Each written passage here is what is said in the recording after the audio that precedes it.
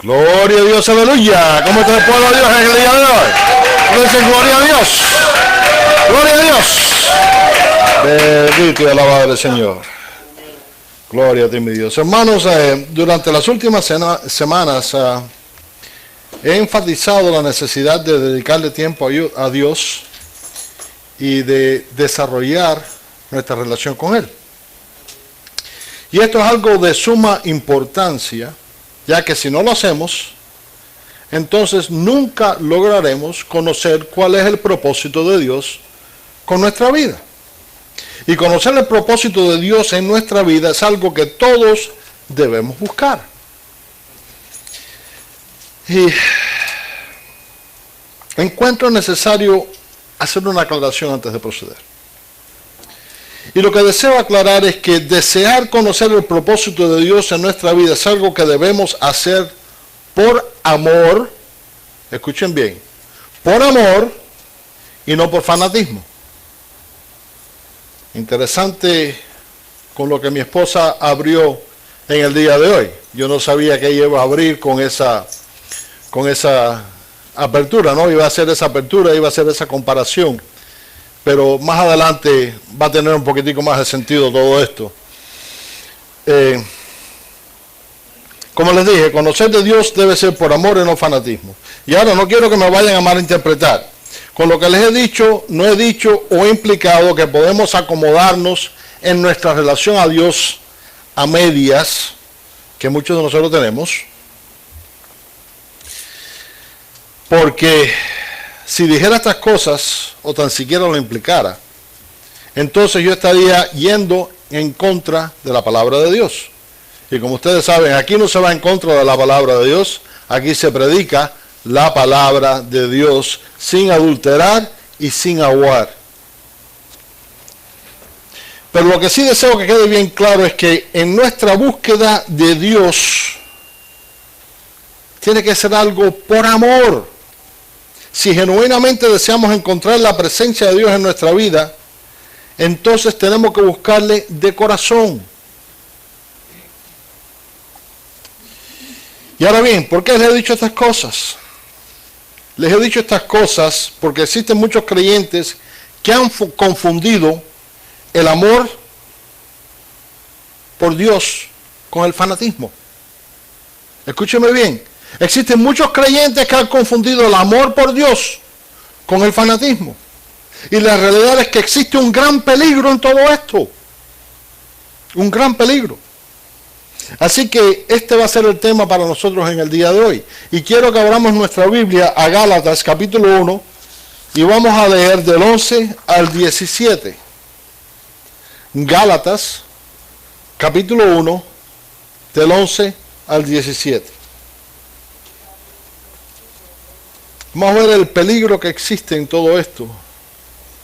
¿Y por qué quiero hacer esta distinción tan grande en el día de hoy? Gálatas, capítulo 1, y vamos a leer del 11 al 17. Amén. Y la palabra de Dios nos dice así: mas os hago saber, hermanos, que el evangelio anunciado por mí no es según hombre, pues yo no lo recibí ni lo aprendí de hombre alguno, sino por revelación de Jesucristo. Porque ya habéis oído acerca de mi conducta en otro tiempo en el judaísmo, que perseguía sobremanera a la iglesia de Dios y la asolaba. Y en el judaísmo aventajaba a muchos de mis contemporáneos en mi nación, siendo yo mucho más celosos de las tradiciones de mis padres.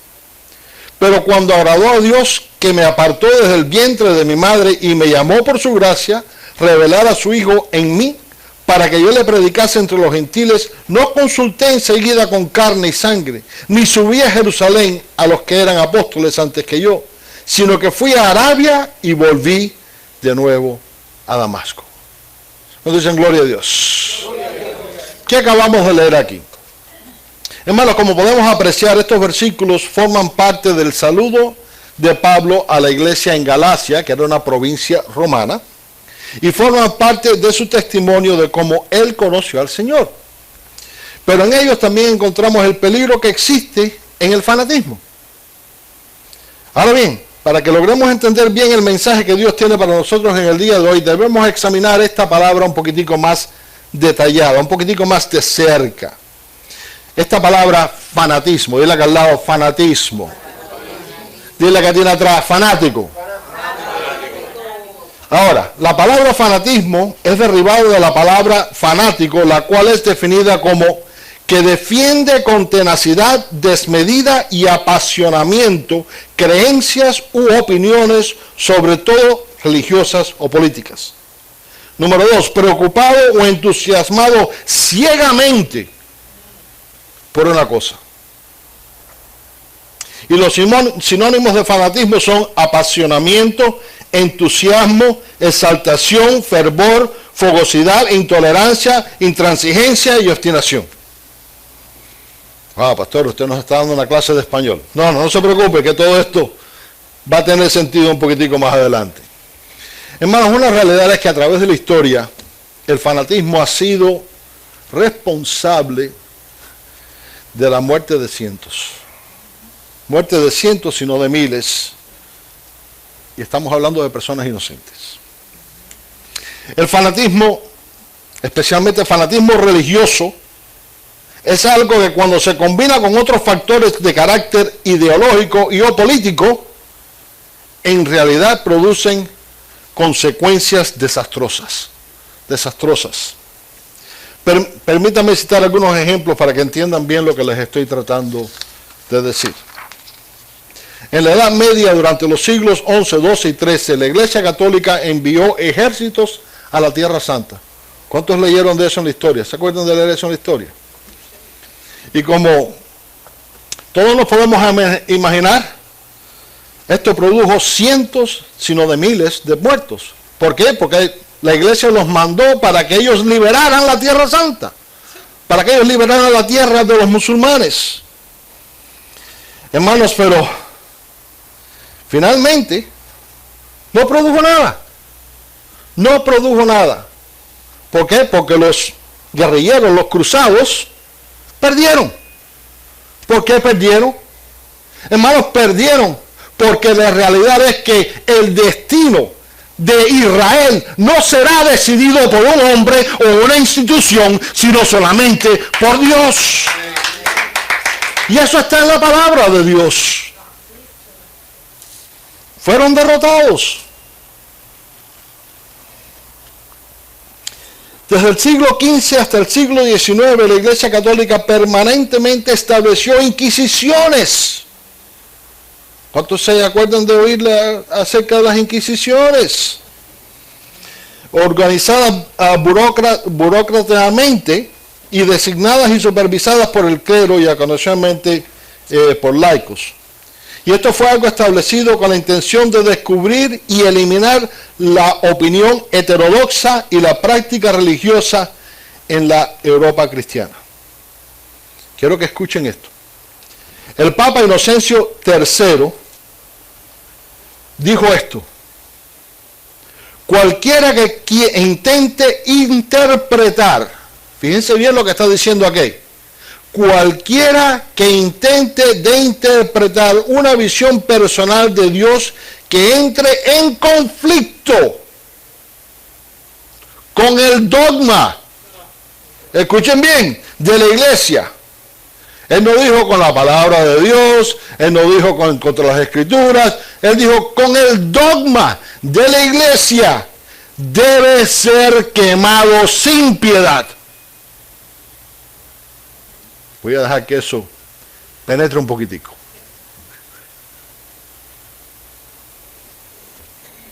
Las inquisiciones institucionales fueron similares a instituciones gubernamentales y disciplinarias al comienzo de la Europa moderna. Y la primera y más grande y la más conocida fue la Inquisición española, creada por el Papa Sixto IV, a petición de Fernando II e Isabel I, los soberanos de Aragón y Castilla, en una autorización papal el 1 de noviembre de 1478. En el 1252, el Papa Inocencio IV oficialmente autorizó la creación de las cámaras de torturas. Cámaras de torturas horripilantes que usaron durante la Inquisición. Hermanos, la absolución de los acusados era prácticamente imposible. Prácticamente imposible. Así que con el completo permiso del Papa, el supuesto vicecristo, con el permiso del Papa, los inquisidores tenían libertad para explorar a profundidad el horror y la crueldad. Y lo más asqueroso de todo, hermanos, es que muchos de estos artículos de tortura fueron inscritos con el lema "Gloria solo a Dios".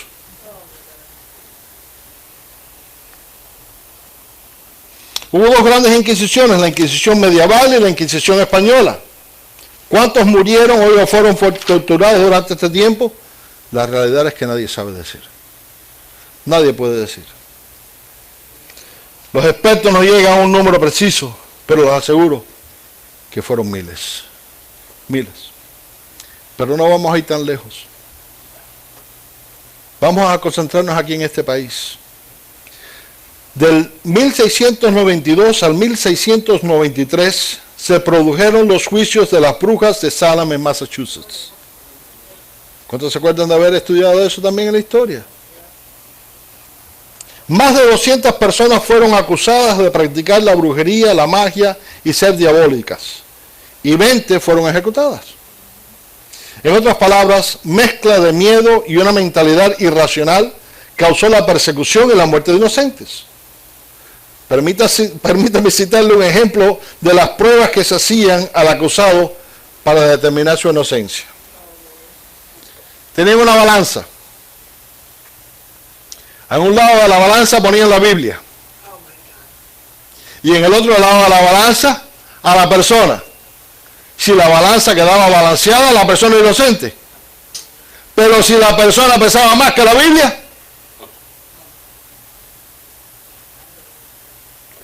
o los mataban, o sea, los quemaban, o eran desterrados.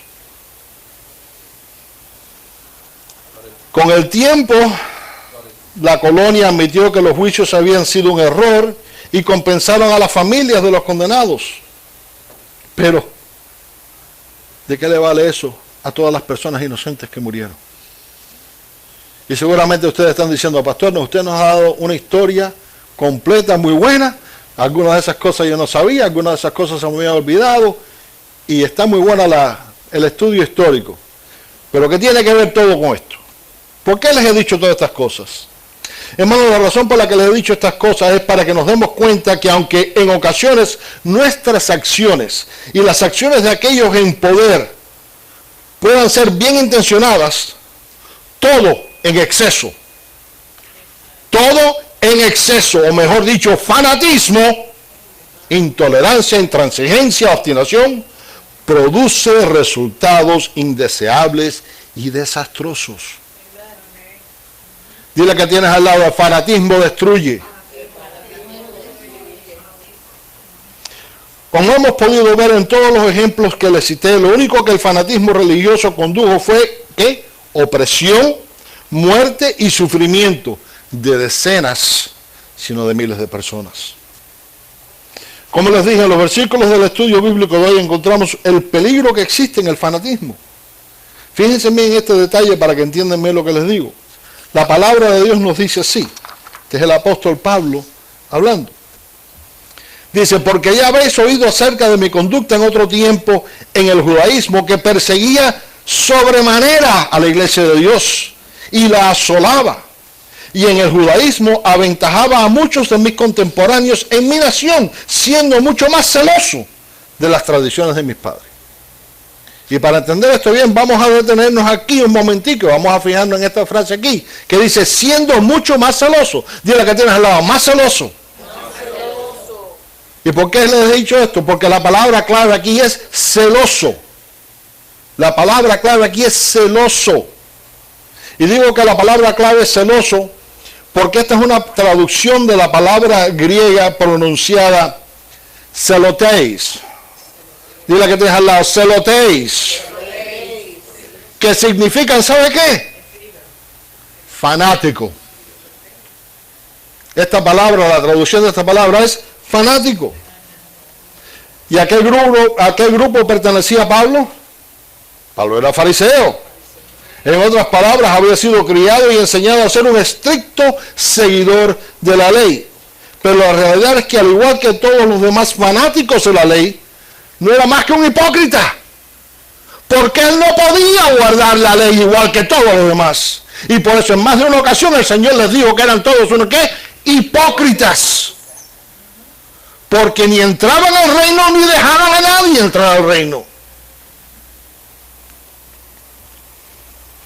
Hermanos, esta hipocresía y fanatismo produjo que Pablo persiguiera a los cristianos despiadadamente. Él era más celoso que todos los demás y produjo que él persiguiera a los cristianos despiadadamente. Fíjense cómo dice Hechos 8:3. Dice, y Saulo, que es Pablo, asolaba a la iglesia y entrando casa por casa, dile que tienes al lado, casa por casa, arrastraba hombres y mujeres y los entregaba a la cárcel. Vamos a formar una imagen mental de eso. Casa por casa. Y arrastraba hombres y mujeres, los llevaba a la cárcel. Y también Hechos 9, del 1 al 2, nos dice así: Saulo, respirando aún amenazas y muerte contra los discípulos del Señor, vino al sumo sacerdote y le pidió cartas para las sinagogas de Damasco, a fin de que si hallase algunos hombres o mujeres de este camino, los trajere presos a Jerusalén. Hermanos, la hipocresía y el fanatismo religioso son acciones realmente peligrosas. Y digo esto porque el fanatismo nos conduce a juzgar y a condenar a otros. ¿Y quiénes somos nosotros para juzgar y condenar a nadie? ¿Quiénes somos nosotros para hacer eso? El Señor nos dice, al que oye mis palabras y no las guarda, yo no le juzgo. Fíjense bien lo que dijo el Señor, yo no les juzgo. Dice, porque no he venido a juzgar al mundo, sino a salvar al mundo. Y si el Señor no vino a juzgar al mundo, ¿quién somos nosotros para juzgar a nadie? Si lo que debemos buscar es que su salvación, llevarles el mensaje de salvación, el evangelio de paz, para que Cristo sea el que reine en esa vida. Así que repito, ¿quiénes somos nosotros para juzgar y condenar a nadie? Pero aún así, aún con todas estas citas del Señor, existen muchos que no se detienen de juzgar y condenar a las personas. Permítanme exponerles algunos de los ejemplos más comunes. Como he dicho en numerosas ocasiones, la alabanza es una parte muy importante de nuestra vida cristiana. Muy importante. Y esto es algo que estoy seguro que numerosos pastores han repetido en numerosas congregaciones alrededor del mundo. ¿Saben por qué? Porque es algo completamente bíblico. Pero esto es algo que ha producido que muchos juzguen y condenen a otros. ¿Por qué? Porque no están escuchando alabanzas 24 horas al día, 7 días a la semana. En numerosas ocasiones también les he dicho que necesitamos escuchar la palabra de Dios. Y esto también es otra cosa que ha causado que muchos condenen y que juzguen a otras personas. ¿Por qué? Porque no se pasan las 24 horas al día, los 7 días a la semana, escuchando o viendo predicadores en la radio o la tele. Y la realidad es que existe un gran peligro en estar escuchando y viendo numerosos predicadores por la radio y la tele. Ya que, como les he dicho y como todos sabemos, no todos predican. No todos predican un evangelio sano, como estaba mencionando mi esposa. Son palabras muy bonitas, palabras muy alentadoras, palabras que te distraen, como que te quedas embelecido.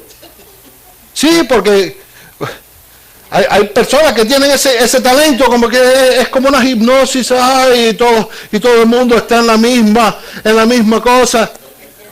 Pero ¿qué han dicho? No han dicho nada. No han predicado nada que sea bíblico. Existen muchos vestidos de ovejas, pero que por dentro son lobos rapaces. Así que aunque bien intencionado, estas acciones, ¿no?, de estar constantemente, fanáticamente viendo solamente, no hay televisor, no hay distracción, no hay música, solamente la palabra de Dios, solamente las alabanzas. Esto, hermanos, esto es peligroso y con frecuencia pueden causar confusión. Porque ¿a qué pastor vas a escuchar? ¿Al pastor de tu iglesia o al que está predicando una cosa completamente diferente y opuesta en el televisor? Hermanos, el fanatismo es lo que ha causado que muchos juzguen y condenen a otros porque quizás vean que una pareja baile al ritmo de una canción popular. ¿A cuántos aquí les mueve la música? Amén. ¿A todos nos mueve la música? Pero no necesariamente tiene que ser una alabanza. Amén. Hay música que es un poco obscena y no te mueve para nada. Pero hay otra música que tiene buen ritmo. Y existen muchos que condenan a otros porque ven que una pareja baila al ritmo de una canción popular. Hermanos, el fanatismo ha causado que muchos juzguen y condenen a otros porque quizás le vean tomándose una copa de vino en la cena. O porque vean que se toma una cerveza. O porque se toma un trago. Y podría seguir citando ejemplos, pero creo que con esto es suficiente, ¿verdad? Pero la pregunta que queda es, ¿por qué tantos sufren del fanatismo religioso? Y la respuesta a nuestra pregunta la encontramos aquí cuando leemos. Pero cuando agradó a Dios, que me apartó desde el vientre de mi madre y me llamó por su gracia, revelar a su hijo en mí para que yo le predicase entre los gentiles, no consulté enseguida con carne y sangre. Hermanos, al igual que Pablo, muchos se han fanatizado de tal manera que ni viven ni dejan vivir. Eso es como era Pablo. Ni vivía ni dejaba vivir, ni dejaba entrar en el reino ni iba a entrar él, porque seguir la ley, nadie entra en el reino. Pero todo esto cambió en la vida de Pablo y puede cambiar en tu vida cuando tienes un verdadero encuentro con Jesucristo. La vida de Pablo no cambió hasta que tuvo un encuentro con Jesucristo y la nuestra tampoco cambiará hasta que esto no suceda. El fanatismo que existe en el pueblo de Dios no será eliminado hasta que su pueblo reciba convicción de que Él vino para liberarnos y para entregarnos vida en abundancia. En Juan 10:10 encontramos que el Señor nos dice, el ladrón no viene sino para hurtar y matar y destruir. Yo he venido para que tengan vida y para que la tengan en abundancia. Y esto aquí en muchas ocasiones se usaba para hablar acerca de la prosperidad, el dinero y las posesiones materiales. Pero la realidad es que esto aquí no tiene nada que ver con eso. Nada que ver con eso, porque nuestra vida no es solamente la economía. Amén. Nuestra vida es mucho más que eso.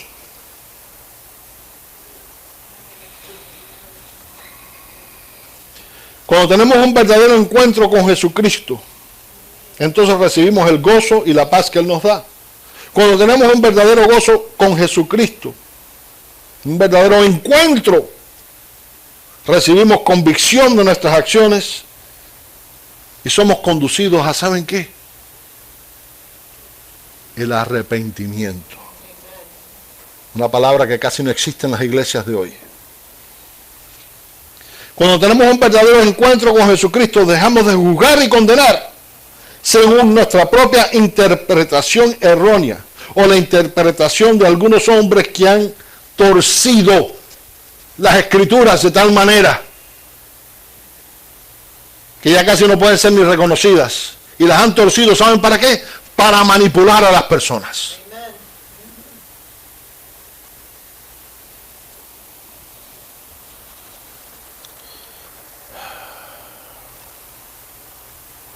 Pero les digo, el fanatismo tiene que desaparecer. Tiene que desaparecer de nuestra vida.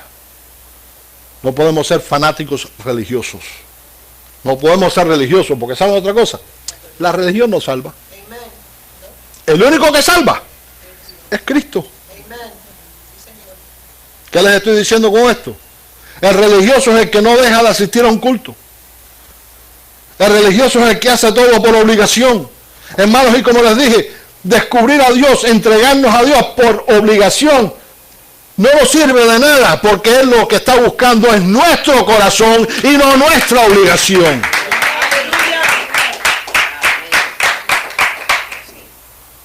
Con esto voy a concluir. El fanatismo religioso causa que muchos juzguen y condenen a otros. El fanatismo religioso causa que muchos ofendan y difamen a otros debido a ciertas ocasiones o acciones de la persona que pueda hacer. Les puedo decir que hasta el día de hoy, yo no he encontrado ningún versículo en la Biblia que nos ordene, que nos exija que seamos completamente serios, sin emociones, sin gozar la vida y la libertad que Jesucristo, nuestro Rey y Salvador, murió en la cruz para entregarnos. Hasta hoy en día yo no he encontrado en ningún lugar de la Biblia que exija que los cristianos tenemos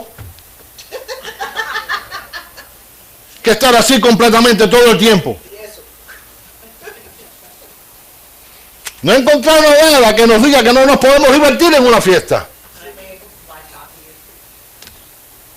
No, porque hay personas que dicen, no, pero tú lo viste como bailaba. Y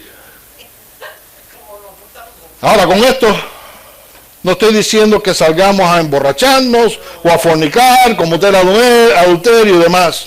Con esto no estoy diciendo que dejemos de escuchar y participar en las alabanzas a Dios o que dejemos de escuchar predicaciones. Pero lo que sí estoy diciendo es que no he encontrado nada en la Biblia que prohíba que una pareja se levante y baile al ritmo de una canción que le guste o que les mueva. Lo que sí estoy diciendo es que no he encontrado nada en la Biblia que diga que estemos pegados a la radio o la televisión todo el tiempo, solamente escuchando predicadores. Como les dije, hay peligro en eso. Hay peligro en eso. Lo que sí les estoy diciendo es que no he encontrado nada en la Biblia que diga que no podemos tomar un vaso de vino, una cerveza o una copa. Y yo estoy seguro que voy a ser condenado y juzgado por esto que yo les acabo de decir. Pero completamente estoy seguro de esto. Porque muchos van a decir, oíste, el pastor dice que salgamos a emborracharnos. El pastor dice que vamos, así que trae la botella de ron y vamos a ver qué pasa. Yo no he dicho esto. Yo no he dicho esto. Porque si una cosa está bien clara en la Biblia, es que dice que no debemos embriagarnos, sino ser sobrios y velar. Pero no existe nada mal que tú tomes un trago, o una cerveza, o un vaso de vino.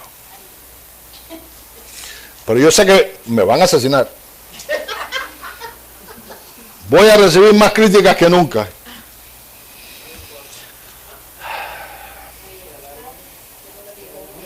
Hermanos, lo que sí les estoy diciendo es que no he encontrado nada en la Biblia que nos diga que juzguemos y condenemos a otros. O que les forcemos a hacer de la manera que nosotros deseamos que sean. ¿Quieres ser un buen cristiano?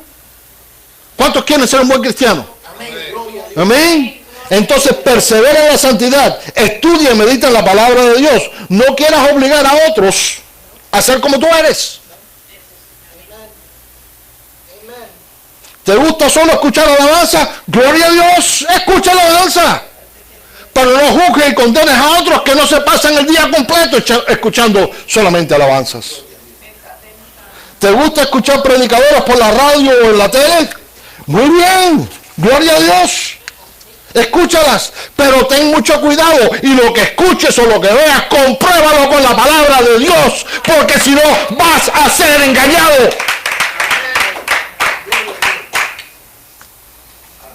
¿No te gusta bailar? No baile. Pero no condenes y juzgues a otros que se paran con su pareja a bailar.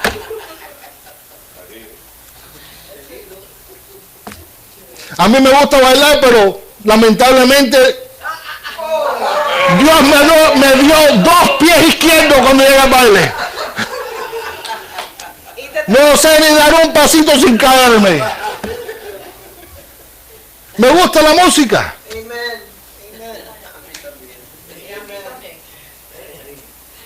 Pero voy a ser condenado porque me gusta la música. ¿Me va a condenar Dios? Hermanos, todos somos diferentes. Todos tenemos gustos diferentes. Y ninguno de nosotros podemos imponer nuestra voluntad en la vida de otros. Igual que ahora que yo quiera forzar a que una persona se convierta a Cristo. Yo no puedo forzar a una persona que se convierta a Cristo. Yo solamente puedo predicar la palabra de Dios y el resto se encarga Dios.